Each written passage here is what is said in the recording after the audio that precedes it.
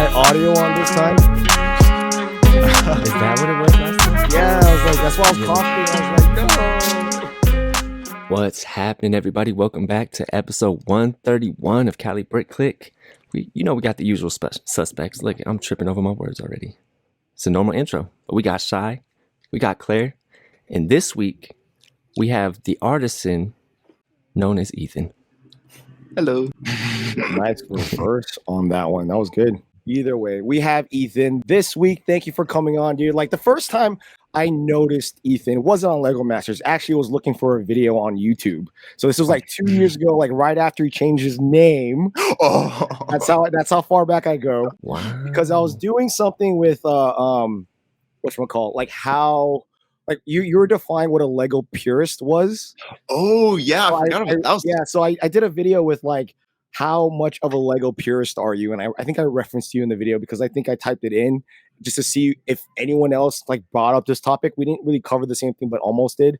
So that's how I discovered you. And then this is like during a time where you like, TikTok, short form content, Lego Masters, you just like kind of blew up in a second. But we'll get into all that. But before all of this, in your own words, who are you? So I love Lego a lot, and I love to build so much that I would say that I was born with a Lego in my hand. And some people, make up stories where it was a brick separator, and I got out, just tried to get out of there a little too early. Where that's why I'm all crazy in my videos. But to get all serious, my name's Ethan the Artisan on YouTube, TikTok, and Instagram. And like I said earlier, I love Lego and I love building Lego, and I love sharing that my Lego art through my short form videos. I like to say I'm known for saying buttload in my videos and also getting distracted from time to time. And also I love learning. Like when I grew up, like I play guitar, piano, and also I know some card magic, and I also know ring magnet magic. Goes through. That's something I learned through TikTok a couple of weeks ago.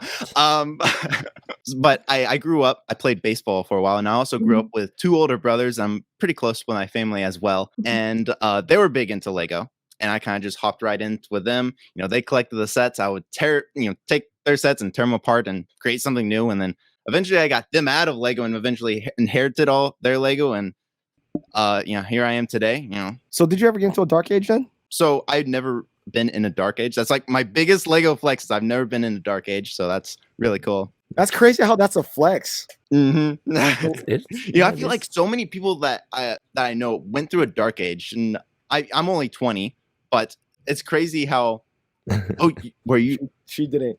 you never went in a dark age? That's really cool. It's rare. But I would just like slow down. Like I got busy, in college and graduate school and like traveling and stuff like that and like work. But like I would always like have a heartbeat on like what was going on and buy a set every now and then. The convenience of like Lego being accessible at Target, and I think it makes it hard to like ignore it because where it's located, right? It's like you could basically walk between clothes to like homewares and groceries, and you always have to pass by the toy section. And usually there's an end cap, and the end cap pulls you in. And they've been doing that design, for 20 years now. Oh yeah. Plus they have their whole aisle. Mm-hmm. Yeah, for 3 aisles now. Oh, Yeah, and there's a reason it's like near the diapers. So when like parents go and like they buy diapers and like things for their children, they also buy toys. There's a reason like Toys R Us used to be like one of the best #1 like diaper sellers.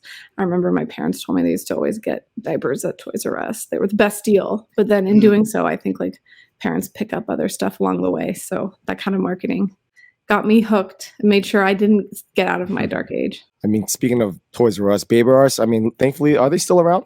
Not in my area. No. What are you talking about? Okay, I don't know because Toys R Us was like at the end of its shelf life. Baby R Us was something that I did visit every now and then you venture into the toy aisle. This is my own like entering back into Lego. But either way, I digress. When did you decide to actually share your Lego passion like online? So one of my childhood best friends, I was at his house, and he had a brain tumor. And, he spent a lot of times on the inside, just playing video games and Lego. He's good now. But one of these times, he showed me a YouTube video, And this was during the clone base era. I like to call it during 2014. He showed me this Lego Star Wars clone base, and that was my first time kind of discovering the Lego community. And I was like, whoa, I didn't know this was out. I didn't know other people did this besides my friends. So in that moment, I was like, okay, this is what I want to do. I want to somehow build more Lego and create videos about that. So the next, couple years, I watched just as much Lego YouTube as I could. And of course, I watched, all the Clone Wars episodes again, because I was like, I got to build some clone bases, because there's clone bases they're simple. Of course, my goal was to get as many 2x4 bricks as I could to build, of course, these clone bases. Fast forward to 2016, I finally create my YouTube channel. Then TikTok comes around. This was like the end of 2019, and the funny thing is, my brother, my middle brother, he does a lot of cosplay, and he made he has this Halo armor that he made the main character from Halo Reach. And we went to a Halo convention right before COVID, and he came in second. He made a TikTok, and his first video got over 1 million views, and I was like, "Whoa, that's the craziest thing!" So, of course, the next day, I was like, "Okay, let's make a video similar to his, but just make it a Lego version." So I made a video, and I knew it would do well, and I posted it, and I got like 30 views, and I was like, "Okay, we'll try it again." So I made another video, and it didn't do well. So at that time, I was like, okay, let's not focus on the views. Let's not do the numbers. And I just started making content for fun. This was during COVID, and I was like, what else am I gonna do? It's fun I like the style of making short form content as well, because making a long form video, that takes a lot of work. When compared to a TikTok video, it's much shorter, and mostly during that time it was just lip reading a sound. So after a little bit of doing that, there's a trend where using a Lego Star Wars character as your profile picture. And that was a big trend like early 2020. So there was a viral trend on TikTok that was very Lego related. On top of that, the Lego tensegrity, and it did very well on TikTok. And that was like my first ever viral content that I produced. After a little bit of time, I just started focusing more on the mock aspect of it, and kind of what I do today. I started with a little castle that I built. I was like, I spent 10 minutes building something out of Lego, and I made this little castle, and that was what started it all. Did a singing chicken nugget, and after a few other builds, I was like, I really like this, and they seemed to be performing well at the time. And then I guess it's really what I have become today, of known as the Lego Mock Guy, which is a really cool title. It's cool. Whoops. Look at this. It got to where I have a whole singing chicken nugget family now, so that's really cool. And then Lego Masters. Yes. So after posting on TikTok for a good year, maybe year and a half, I was approached from one of the casting producers for Lego Masters. And this was the craziest thing. They actually did reach out the previous 2 years. I don't think at the time I was old enough. But this time they reached out to Dom, and Dom reached out to me. And he was like, "Hey, you want to do Lego Masters?" And I was like, "Sure, let's see what happens." So then, they had a few Lego challenges, and a couple months of preparations. I saw myself on Lego Masters, but with a little different twist, where we were brought in 3 episodes late, which was the strangest thing. But the beautiful thing about the Lego Masters, we call it a Lego Masters family, is we went to Brick World Chicago. That was how many weeks? That was a week ago now. And there were about 50 Lego Master contestants at that convention, which is crazy. And that was worldwide. I only know the contestants from my season and a few of the season 2. So it was really fun to, meet and talk to all the Lego Masters there. Cause it's we feel like we know each other, but we've never talked before. It's right. we went through the same, the same thing. Cause not many people can say I was on Lego Masters and, survived. So it's really fun to talk and compare seasons and challenges. So it's we feel like we know each other, and that's why it was the coolest experience at Brick World Chicago, just to talk with one another. Yeah, that was definitely noticed with this one. I mean, obviously, was it Brick World's mission to get almost every single Lego Master to Brick World?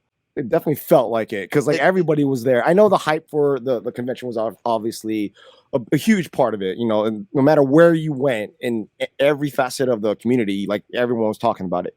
But as I noticed on Instagram, every couple days there's like a new showcase Lego Masters that it's gonna attend. And then it was cool. It was just like, hey, you know, Lego Master. But to see you guys all together, there was definitely some sort of bond that you guys all had. Obviously, you guys went through something together. It makes sense. But, you know, that shared, you know, trial and tribulation that you have with the other seasons, because it's somewhat similar. You guys go through the same process, same kind of, you know, experience almost, but, you know, to the same extent.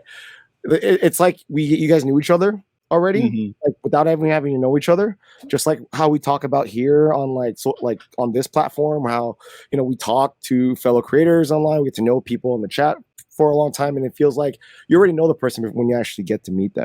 But it was fascinating to see like the Lego Masters, just watching this from afar. I mean, technically from Claire and I, you weren't that far. Like your table like section was like hands, like high five, hands reach, so we can see all of you, you know, like intermingling. But not only that, you know, the class photo that you guys did in the stairwell, and then the party that I got pushed out for some reason. I don't think I was part of that.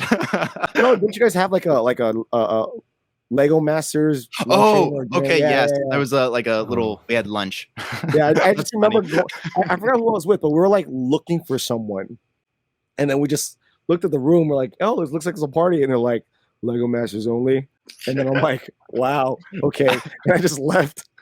But no, like I feel like the Lego Masters themselves, you guys, you know, you're at this point your own little like niche in the whole Lego sphere. Before it used to be like, you know, TikTokers, Twitchers, YouTubers, you know, Instagrammers, and now within the past years, kind of like intermingled a lot, because especially with people jumping platforms and having, you know, like getting to know people. So like we would hang out with this little area of the group and that area of the group. So you don't really see that as much now as you did like a year ago. Yes. You know what I mean? Because I remember last year it was like the TikTokers over there and the Instagrammers over there, and then like YouTubers are over here, and then like it, you know, by the end of the day, like you're kind of like intermixed. But like now, I don't feel that as much. And the Lego Masters, I feel like you're your own group. Like obviously not like isolating yourselves from everybody. It's just like you have your own niche because you guys have all been through it. I don't know if you feel the same, but it's just what I see. I feel like I'm in a different. Like there's the Lego Masters, and then there's the content aspect. Because I was known in the community before Lego Masters, so I feel like I kind of just hop groups. But definitely, if you weren't really well known before Lego Masters and you were on Lego Masters, I can see that being kind of like a group and hard to, I guess, get out of the shadow of Lego Masters. But I'm the type of person where I don't really stay in a group. I kind of just hop. Yeah, you were running around. I definitely saw that. But that's interesting that you said that. Like, I think who mentioned it? Who was our last Lego Master? Oh yeah, Cheesy. He doesn't want to be like remembered as a Lego Master. He wants to, you know, he used it. It was a part of his life. It's not his life, and he moved on. So I'm assuming. I'm the same way. Same way, yeah. So I mean, you're huge on like TikTok. Where are you at? I'm at 1.3 million on TikTok. And on YouTube? And on YouTube, I just hit 600K on my YouTube channel as well, which it's been crazy. Like my YouTube has been like the last 4 months have been really good. I've been consistent with it as well. And Instagram, where you at? I'm at I think on Instagram I'm at 73K. Dude, a lot of that's pretty high numbers on all three platforms, regardless of the fact. So yeah, I don't think you need Lego Master or anything. I think it's just like a, you know, a little. it's a brick to have on your brick badge. Yes, and then that's pretty much it. That's a good way to put it. I mean, that's what it is. Like, you know, like which we're probably gonna get into in a second. But like, you know, Lego Masters, it was fun, but you don't need it with the, you know, platforms that you have. And I knew you before Lego Master. It was cool to see you on there, and it was like not really a shock because I feel like it was kind of hinted in little subtle ways. But you know, when you're on, Dom pretty much gave us like the lowdown of how your experience is on there. So we don't even like to go through that entire process.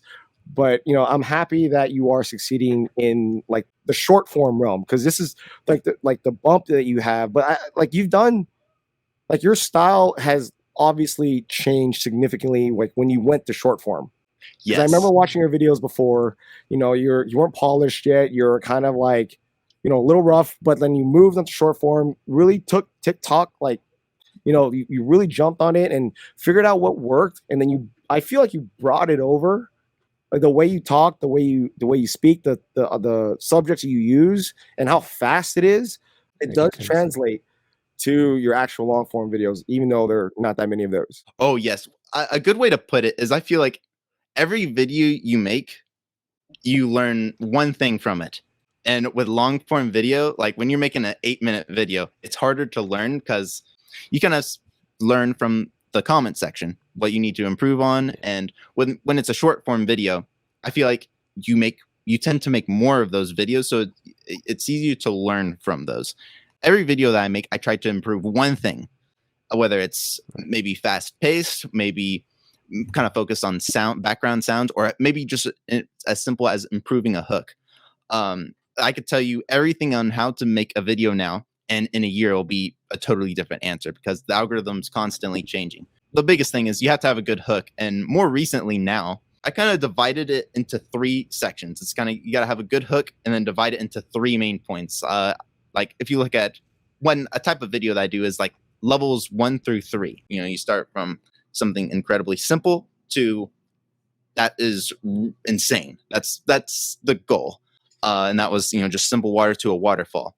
It's gotta like level it up. And that's a good way. And I think the same thing applies to long form video. That's not my specialty. So it's one of those things where you gotta just learn every video you make, try to make one improvement. So you say it's not your specialty. Like why? I need to be consistent with it. That's Okay. like it's not a priority right now. Okay, that's fair. That's fair. Because I tell people that do really well with short form that you have an advantage that most long form content creators don't have. Is just that you know how to be concise, you know how to be quick, you know how to keep people like hooked every like 30 seconds. And I think that's a strength that you should be utilizing. And I feel like I see that in your long form. Even though you only post like 1 video. I've done like 2 this year. Yeah, it's not that many. It's not that many, but you still do, and you know how to do it. But I mean, you're comfortable where you're at. So do you think that's a challenge or a goal for you to focus on that? So it definitely is. I'm going to try to focus on doing what I'm doing now with short form content. 2 videos a week. But if I find myself to have extra time, I would definitely going to put that extra time to making long form videos, because I think having a long form video once a month would be like, that's a goal of mine in the next year, would be awesome to have. Yeah, I mean, I can see why not. I mean, you're doing it already. Like, it's like you're in the same platform. You're already winning it at YouTube. You got 600K. It's a lot of people. I wouldn't just ignore that. I mean, even with your views, you're like at 25K a long form video, and you only do it every so often. I mean, you still do the what is it, the 110 30? Oh yeah, you still do that. I remember you doing that in the very beginning, and you recently have a video that's I built my cyberpunk mock that it's actually over there. I'll probably bring it. I don't think I will bring it to another convention, but that was a really fun model to build. That was actually one of the challenges during Lego Masters. Like before Lego Masters, they had me build something through motion, and I was like, 2 speeders during a cyberpunk model. I think that'll be really cool. And that was how I make a video. This is actually how I make all my videos, is I build the model, then take it apart, then rebuild it again for a video. I know most people kind of do filming while they build, but it's very difficult for me to do that. So I'd rather just build the model, then take it apart, then rebuild it to make the video. I think for me, it makes sense, but saying it out loud, it doesn't make sense. But no. I actually called that out. Like when I watched your short, your kind of mocky, short forms. I'm like, he had this built already, and then he took it apart, and then he told the story. So you just confirmed it. So what is your process as far as making short form? I guess you could just start from that. So this is I'll kind of do an example. This is my gingerbread man. He's missing the legs, but this is my gingerbread man from Shrek, and I built this during last December, around Christmas time. And I funny story is, my mom went in my room and she was like, I want to build a gingerbread man. So I was like, you know what? I'll build one too. We can compare a gingerbread man. So she built her gingerbread, and I built this. I started with the rubber band right there for the mouth. I thought that was a fun idea. Nice. And after I finished the model, I was like, okay, let's make a video about it. And I filmed the intro and basically took it apart. Not entirely, just it can come apart in sections like this, like that. And I built the head, I built the body, built the legs. So it's with smaller models, it's easier. But when it's like larger models, like my robot or like my cyberpunk mock, that's a pretty decent size. That can be very difficult to take apart and put back together. Those are the videos that take quite a bit of time. So it's just one of those things where if a model breaks, because I've made a video about it, I usually can rebuild it because I've already built it 2 or 3 times since, by then if it breaks. So that's, I guess, one of the pros to doing that, because I feel like my robot I could take all my pieces to that build apart and be able to rebuild it back, because I've had to rebuild it so many times, from traveling to conventions with it and it breaking to making multiple videos about it. Question about going back into like kind of your process a little bit further back. You said you make 2 shorts or reels or TikToks a week? So I try to make 2 short form videos a week. That's just a goal that I've given to myself. I've kind of been slacking because I went to Brick World Chicago and life gets busy, but it's one of those things where I try to post as much as I can without getting burned out, because that's my fear, is honestly getting burned out. And that it's one of the, like, I love what I do. I love the video editing. I love the filming. I love the Lego building aspect, but my fear is getting burned out. So I have to find a consistency that works with me and also performs well. And I think once or twice a week works the best for me. I think you put a lot of like effort in a short form. You can definitely see the quality with each video that you post up. Do you have like a list of like ideas that you write down, or like do you prep these mocks like ahead of time? Like where, just because just thinking about it, like you have, if you're building something new every like video, for the most part, that's a lot. Mm-hmm. And to film it, edit it, and post it up wherever you decide to post it. Like, do you prep yourself weeks down the line, or are you just like, well, I'm just gonna make this today? It's kind of a mixture of both. My notes are always full. Like, if I just looking at my notes in the last week, it's probably a good scroll, because I'm always, if I have an idea, I type it. And what's funny is, after a year of doing that, you just have so many different ideas. Like recently, I built Lego rock, paper, scissors, and I built the scissors probably 2 years ago. I never got to finish rock and paper. And then like a month ago, I was like, you know what? Let's build paper and rock. And because I'm developing a new style of video where it's like kind of, I call it the rule of 3, to where I need to have 3 different builds for a video, which is a lot more work. It's basically, if it was a year ago, it would be 3 videos that I kind of combine into one. But I was working on that rock, paper, scissors video. It's like the idea was 2 years ago, but I'm just now finishing it now, which it's kind of funny to look at. And I'm always constantly having ideas. I just built more emojis because I've always wanted to build emojis, and I did 3 of them probably a month or 2 ago. And I just built 3 more for a future video that I don't know when I'll get down to film it. I think the emojis are really dope. I remember you showcasing on Stubbuds. Mm-hmm. They're fun. Yeah, I really like them. They're so clean. Mm-hmm. Got the yeah, that's funny. Yeah, I like the flame one too. Got the skull. These are my 3 new ones, and then got the laughing emoji. That one's funny. The poop one's always the best one. Oh, there it is. There it is. I love using tires. Like that's my favorite Lego part, is using tires. And funny, this was the same mouth technique as my rock from my rock, paper, scissors. So now my rock doesn't have a tire for his mouth. Now it's on poop. The evolution of this Lego tire. Do you ever think of like selling instructions to those? For about 2 years, I was like, I would love to make and sell instructions and put them on Rebrickable.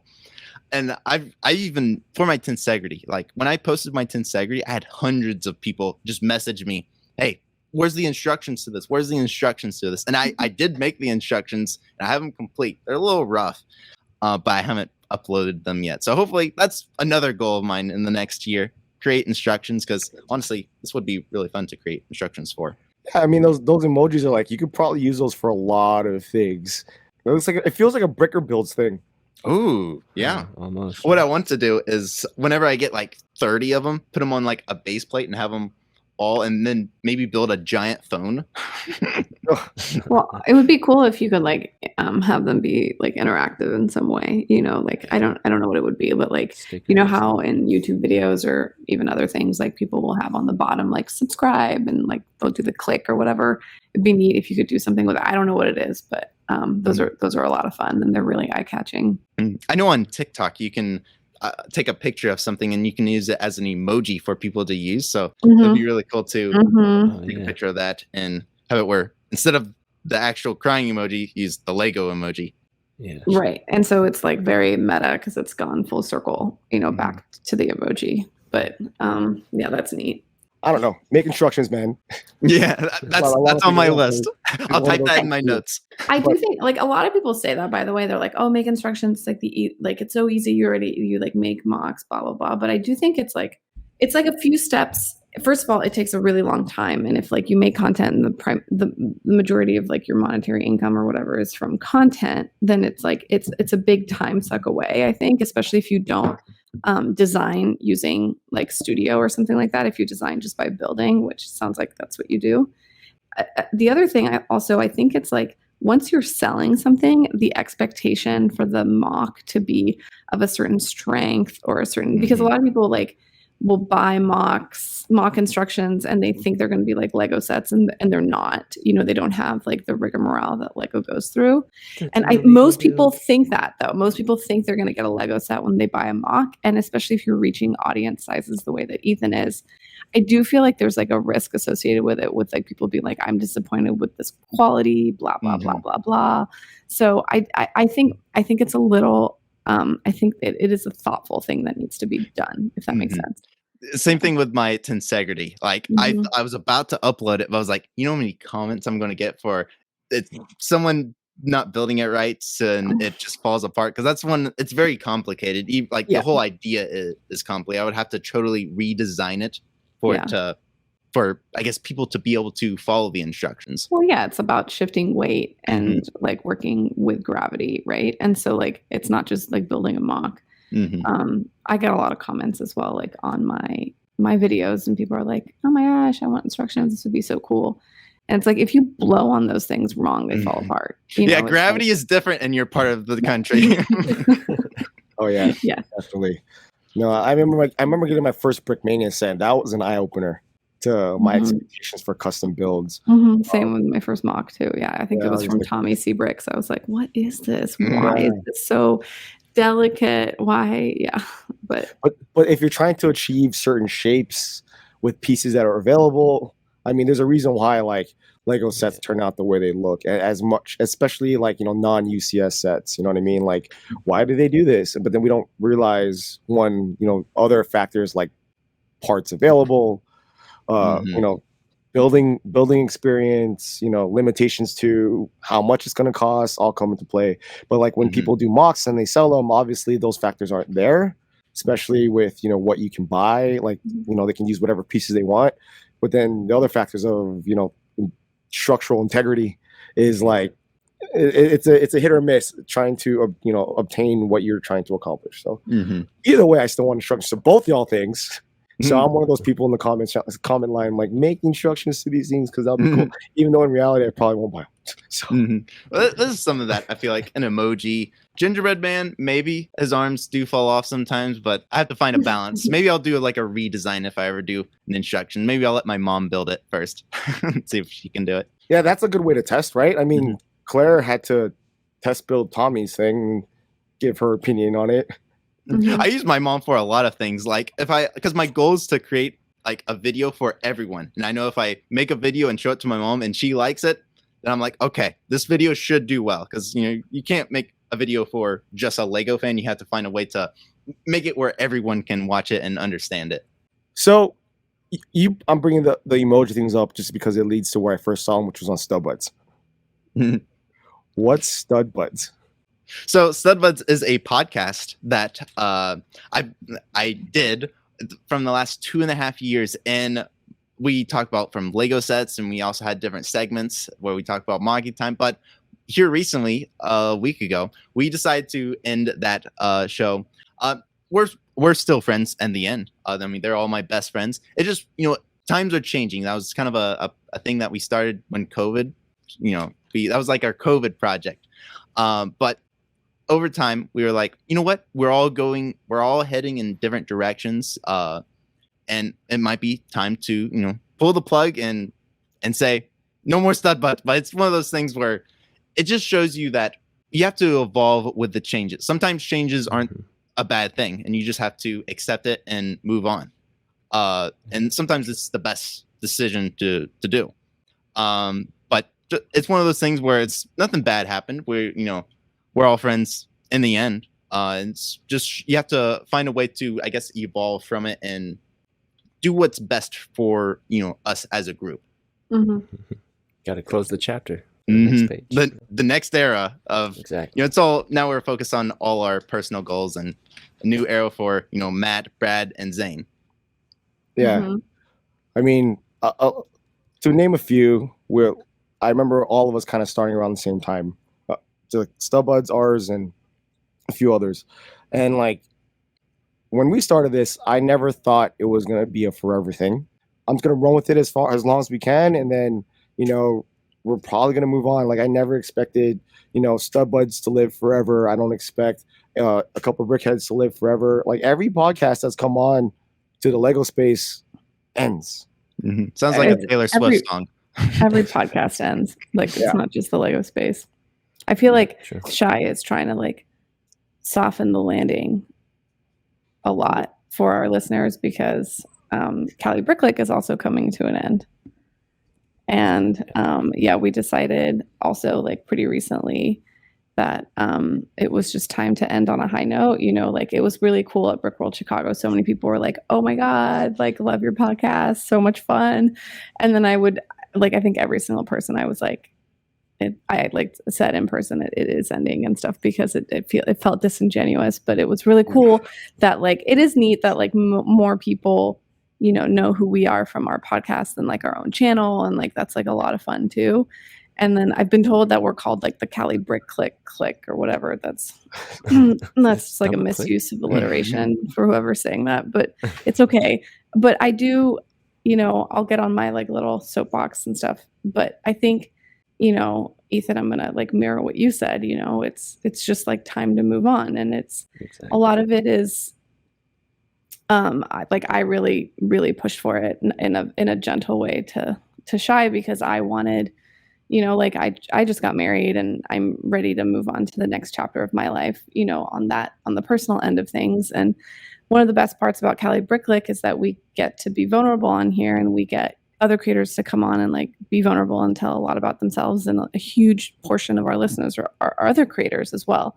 And so we have this like fun space for it. But I, unfortunately, like as my life progresses, have chosen to like be a little bit less vulnerable, which is like my choice. And, if you don't want to be, that's totally fine to whoever's out there. But I don't think I can do this podcast correctly if I'm holding personal information back. It's also like, I don't know how you guys work, but with personal conversations, when I meet people in person, I kind of do that too. I'm like, I share a little bit about myself, and then they'll share a little bit about me. And so like, I don't even know how to function without being like that. So I asked Shy, who talked to Ninja, and I was like, I think it's time to end it because I'm just, I think ready for it. So. And then Shy was like, "Yeah, I'm done editing. Thank you." I was about to say, yeah. For me, it was a weight lift off my shoulders because I was stressing out and it was getting worse every week. So I again inevitably thought this was going to end inevitably. I was in my mind going to push it myself by the end of the year, just hoping to just make it through the end of the year. And just thinking about what I just said right there shows that it's time. That I'm just like pushing myself to get through it as opposed to like wanting to do it. And don't get me wrong, I love talking to every single person that comes on. Ethan, I'm happy that you're here. Like every conversation I take something out from it, but there comes a point where like I'm like trying to time manage all of it. And after I have the conversation, which is the highlight of the whole thing, then I have to go back and be like, oh, I have to edit. And it's not like, for me personally, I could just upload it, but that's just not me to do. I can't. Like, once I evolve a style of whatever I do in a video, it just evolves. So I just don't want to regress. Yeah, I don't want to regress. I add a new parameter, I add a new rule. So if you look at the very first episodes, there was none of that. It was just like slap a beginning and an end, and it's up. And then I started editing the way we talk, and then I started editing like what shouldn't be said on the podcast, and then I started, making these little small rules that, it's not a lot, but when you start compiling all the parameters you set for yourself, it becomes this thing. And I've said in multiple episodes that like every hour is 6 hours of editing, and my wife can attest to how long it takes me to do one episode. So, but in reality, I find that much effort is worth the time to put it in there. But when Claire says it, like, it's impacting your time with your family, it's impacting your own channel, it's like a light bulb that I'm like, yeah, you're right. You're not entirely wrong there. So when she finally said it, I was like, yeah, like Shy would be like, oh, I spent, like this many hours editing it. 10 minutes. No. And that's an Ethan 10 minutes. Yeah. Ninja and I, we like, Shy carries the weight of this podcast, and Sure. Yeah. And he'd be like, oh, I spent this much time, and like he's got 2 kids, and I know his wife, and also like he wasn't uploading on his channel that much. And it's like at the end of it, like, to be totally frank, there's not growth as well. That's like, there's no growth potential for a podcast in the Lego space, at least the way that we've done it, and at least the way that like we've seen it being done. And obviously like all of us can be proven wrong, but I do think that you can only kind of like sink so much time into something that's going not very far. And I don't say that in like a disrespectful way to all of our like regular listeners. I mean that in the truest form of, and everybody should do this. Everybody should spend their time as effectively as possible. And then when you make a decision, I think, to like monetize something, it changes things a little bit. And it's like, you should have it be functional. Does that make sense? I feel like, yeah. I feel like I probably could have said that better, but we've got a couple more episodes left, so maybe I'll figure out how to say it. It's not over it. yet, technically. It's not over yet, no. Yeah. But in the end, I think like what Stubbuds has created, what we've created, a couple of brickheads, Good Morning Brick World, full of brick. We could just keep naming them all. We've created these like little areas for people to like visit on a weekly basis with whatever they're doing. And we've said it, or we've heard it so many times, or, we look forward to the next episode, or I can't wait to listen to such and such's episode. And like, it's great. Like that's what makes it, to me, it made it very worth doing, is getting that acknowledgement that the podcast exists and it means something to people. I think that's where I get the motivation to continue doing Cali Brick Clique every week, is when I get that 1 or 2 DMs. Like, it's not even that many, but like you get them, especially when you see it in person. Like when I get in person, like I've met people outside of conventions who listen to the podcast. Oh, I think we would have like stopped this over a year ago if it wasn't for those people. You know what exactly. I mean? Like, but anything in life, like, Ethan, I'm sure you guys like went a lot longer because you like the company of the people that you were spending time with. You know what I mean? And like people that were in chat regularly. And it's like you get emotionally attached to these people, which is like a good and bad thing, however you look at it. And I think, yeah. And so anyway, it's been awesome. But let's get back to Ethan, because he's the interesting part, not us. Not really. But that was a soft landing that Claire literally almost made us touch the ground, but we're not there yet. But Ethan, Stubbuds, I'm sad to see it go. And when I heard at Chicago that it was going to end, it was it kind of hurt a little bit, just because like on a listener's perspective, just because I tune into Stubbuds every Tuesday, or if not Tuesday live, the next day. And some of our friends who were at the convention ran upstairs to go listen to it, like as like just to hear Stubbuds. And in the beginning, during the pandemic, when a lot of these shows started, there wasn't that much going on, like in the Lego streaming space. Obviously, they had the regular small streams, but nothing like at consistent basis that kind of gravitated this so much weight. We all started something because we had time. So let's just do it. And then, now that the world's running full like more like as it was before, we've all grown in ourselves with our own channels, and we have different aspirations and limitations that we want to allow ourselves to be seen. And then also there are a lot of new shows that just popped out of nowhere within there's the a past lot of new there's a lot of new ones, which is exciting. So it's kind of like let's give some listening time to those shows now. Not saying we take it, but I know we do. But I think the other thing is, I don't think any of us are replaceable. There will never be another Stud Buds. There will never be another Cali Brick Clique. There will never be a combination. The combination of like you, Brad, Matt, and Zane, like that won't exist again, and which is, I mean, maybe it will in some other form, but like whatever, no one ever knows. Yeah. But I think it's kind of cool. I think these are like these moment in time where you kind of like wrap a bow in it and you're like, that was great. That was like really fun. And like on to the next thing. Also Sans, and I think I might have mentioned this on before, like for basically the last year, a lot of the content that we've had here on Cali Brick Clique has been like creators coming on and then being like, this is what I do. And then me and Shai, particularly me, has been like, you should do this instead. Me as a smaller creator talking to a like bigger creator, because I, like my husband, sit and we consume a lot of content and we also like observe, and I'm mostly just mirroring whatever he says because he's actually quite good at it. But he was like, you need to stop telling people what to do and then like do it yourself, and like you just like seem like you're full of it. And so part of me, there's like something driving that, which is like, I kind of got to take my own advice a little bit, I think. And then Shai wants to like steal all the tidbits that he's learned from all the creators and then apply it to his own videos at least. Yes, his notes just. He's got like not a burn book, but like a gold book or something that's like best advice from like every single YouTuber, which would be kind of a neat thing. It's one of those things, like the amount of like people that you inspire, we don't know how many people that we inspire. All we see is like, oh, this video got, so and so amount of views, where all it takes is like one person to, I guess, start their own podcast. And it's one of those things where it's impossible to tell if it's worthy inspiration unless they DM you. Right. But I think the Cali Brick Clique and Stud Buds, it could, potentially inspire others to create their own podcast, which is a cool thought. I don't know if it's true, but it's cool to think about. I'm going to tell myself that, whatever. Yeah. It has to. I have confirmation from people that both our podcasts have. Well, because Shai talks to everybody. And Ninja, I don't know. Sorry, I just talked over you. We were technically inspired by Bricks and Bits, right? Yeah, this in a way. What? It's in a true. Way, kind of. Ryan has. We want to do something weekly. I never listened to it. I never heard it. I have no. And maybe not all of us. I have no legal ties to that statement, Ninja.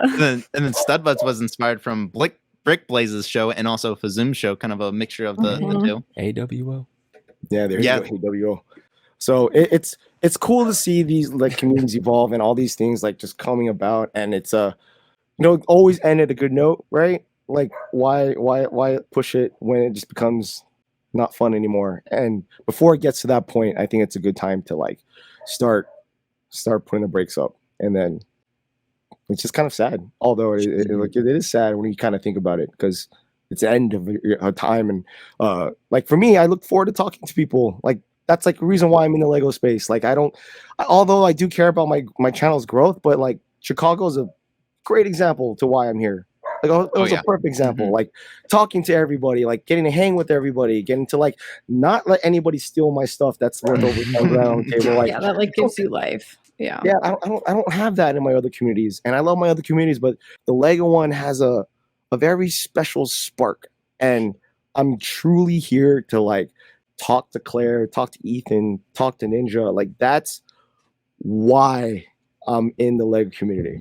Like that is the common denominator. So I love collabing. Like if there's an opportunity to work with one of our friends, sure. Obviously, I'm not gonna say yes to everybody who wants to do something. I kind of have to like vet you out. But like that's what I'm saying. Like if there's an opportunity to like just do something with somebody, I'm more than happy to do it, or I'll try to include you. Like a lot of my older videos, like I would, if I put someone up there, whether it's a big creator or a small creator, I'm gonna shout them out and put their handle on there as quickly as possible, so that way people can see them. Just because I want more people to be acknowledge and learn from each other and just see that there's more interesting people out there doing this aside from the big five that are up there. I totally have a different perspective than you, but I'm so happy that is yours. Well, I mean, yeah, we're not in alignment on our No, goals. I used to think that. I definitely used to think that. And then I think like, you can have as a million friends and then you can spread yourself thin across a million friends. And I think like, at least for me, I find myself being like less of a friend to every single person if I spread myself too thin. And so I'm and I think people go through phases, by the way, where they like kind of compress and expand throughout different phases of life. And it's like, I feel like you're about to get into like an expanding phase. It feels like a little bit shy. And I feel like you're always expanding and like, you have people in your life being like, chill, and then you have to expand, or you want to keep expanding. You're like, what's it called? What's that physics thing where the like ever expanding universe, right? Or isn't like the whatever? Like that. I yeah. A long time since I took physics. Yeah. But no. You're right. You're right. You are 100% right. Mm-hmm. The expanding part hasn't stopped since I was young. But for me, like I love any form of community, and I've tried to find myself in as many as I can be at, like whether that be dance when I was younger, the military, obviously when I was a Marine, the biker community when I got out, like I longed for trying to be a part of community, and maybe it stems from when I was younger, when I used to get jumped, picked on as a kid, like I don't have a big, I mean, I do have a big family, but the family that I actually have is like really just it's just always my mom and I. So it's a very like, very lonely type of, feel. And like when I get into a community with any of the ones I just mentioned as examples, it's a reason, like I yearn for it, and I get life from it. And I think being alone, like dying alone, would probably be my worst fear.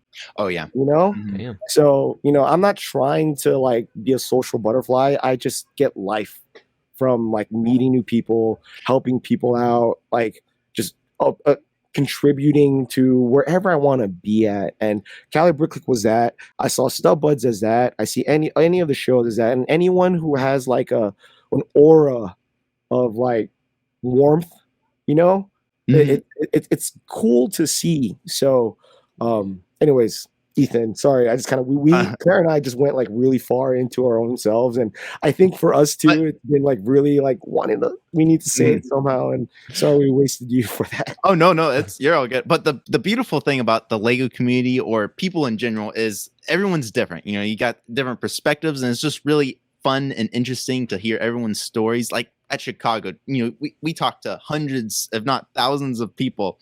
It's just so fun to hear everyone's story and just learn from their experiences and kind of put them into your own perspective. Mm-hmm. It's just, I love hearing that. That is one thing about the community. There's so many different types of people, but we all like this one thing. So it's so interesting that we all like this one thing. Mm-hmm. Mm-hmm. Wow. And although like we all have like our own specific missions, whether that be just to be here, make content, to explode the content, to be huge, or to just be around, like it's all welcomed. Again, like Chicago, this past one, I keep referring back to it, but it was a huge example to like why a lot of people are here. Oh yeah, it was a good representation of like every part of the Lego community, whether that be online, the builders. Yes, there was friction. Let me just put that out there. Yes, Brickworld Chicago was amazing. There were hiccups and there were some negative things that happened that I hope doesn't, expand in the future or happens again. Not to say that, you don't bring like 10,000 people inside a room and nothing happens and something's going to happen. But for the most part, it was a very positive experience. What's an adventure when there's no good, bad, and ugly? Right. Exactly. But Ethan, we appreciate you coming on. I've been, a fan for a minute. Not so much on the TikTok side because I rarely go on there. So it was cool to see your content kind of come back onto the tube side. Yeah. And I'm not one. I mean, I hit on it a lot with like other content creators, like with the new meta, right? With the way that meta YouTubers go as far as Lego, like the the TDs, the generics, like I'm good with them. I love what they do. I'm happy that they're doing what they do, but I can't watch it so much just because it gives me a headache. But like watching your content, it's very consumable for me. That's good. That makes me happy to hear. Yeah. So you're I think you do your short form videos very, very, very well. And I hope to see you kind of translate that more into your longer form content, because I think you have like huge potential. And like before we push forward, do you have any like goals you want to share, things you want to plug, things you want to say before we turn? So, one thing that I've always thought, especially the last 2 years, is like how I dream. Like when I was younger, my dream was to be on social media, be a YouTuber, be a TikToker. Then once I did that, my next dream was to be on Lego Masters. And after a little bit of time, I was on Lego Masters. And then after Lego Masters, I wanted to do something with the Lego group, and that happened. And my big thing is don't be afraid to dream big, because it's a fun feeling. But at the same time, with all my dreams coming like into reality, it kind of has changed how I dream to where, I was on Lego Masters is great, but it's like now it's like I did that, not necessarily. I mean, it's life changing, but it's like not much. My life hasn't changed like too much. I mean, definitely there's been things that have changed, but it's kind of changed how I dream. Where, because my dream is to wake up every day with 3 things. We got like peace, purpose, and to be able to provide. Those are my 3 P's. That if I wake up every day with those 3 P's, then I'm living the dream. So, and I can say I woke up today with my 3 P's. So that wasn't motivating, wasn't it? Okay, dude. Well, with that being said, dude, thank you for coming on, being one of the few guests that are left on the docket for Cali Brick Clique.